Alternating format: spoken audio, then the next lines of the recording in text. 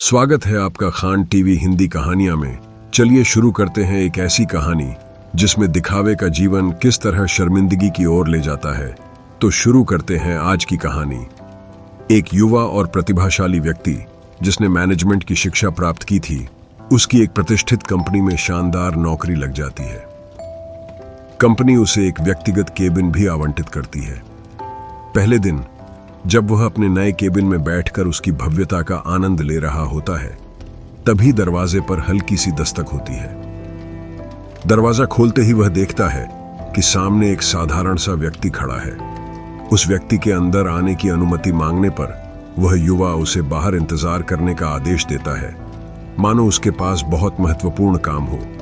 आधे घंटे बाद वही व्यक्ति दोबारा अंदर आने की अनुमति मांगता है। इस बार उस युवा ने उसे अंदर बुला लिया, लेकिन जैसे ही वह अंदर आता है, युवा व्यक्ति तुरंत फोन उठाकर बातें करने लगता है। फोन पर वह बड़ी बड़ी बातें करने लगता है, लाखों की डील्स, अपनी आलीशान जीवन शैली और महंगी चीजों का बखान करने लगता है। वह दिखावे की चकाचौंध में इतना खो जाता है कि यह भूल जाता है कि सामने खड़ा व्यक्ति उसकी हर बात को ध्यान से सुन रहा है।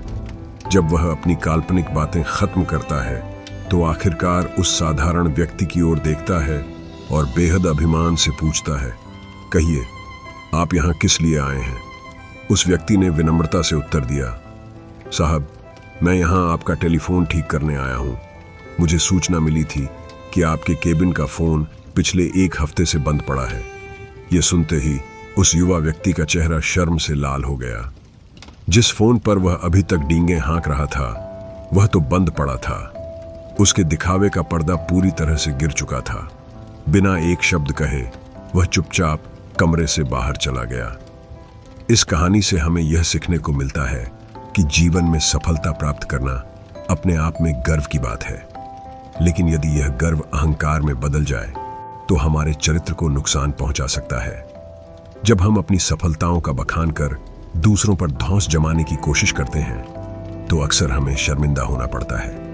सफलता का असली अर्थ केवल ऊंचाई पर पहुंचने में नहीं है, बल्कि उस ऊंचाई पर विनम्रता बनाए रखने में है। हमें कभी भी अपनी उपलब्धियों का दिखावा नहीं करना चाहिए, बल्कि अपनी सफलता का उपयोग दूसरों की मदद करने और उनका सम्मान अर्जित करने में करना चाहिए। अतः ध्यान रखें कि अपने आत्मसम्मान को कभी भी अभिमान में न बदलें। जीवन में सच्ची सफलता वही है जो विनम्रता और सादगी से भरी हो, वरना उस युवा की तरह कभी न कभी हमें भी शर्मिंदगी का सामना करना पड़ सकता है। दोस्तों, मेरी कहानी पसंद आए तो शेयर जरूर कीजिए। क्या पता आपके एक शेयर से किसी को सीख मिल जाए। और चैनल को सब्सक्राइब करना ना भूलें। मिलते हैं अगली कहानी के साथ। धन्यवाद।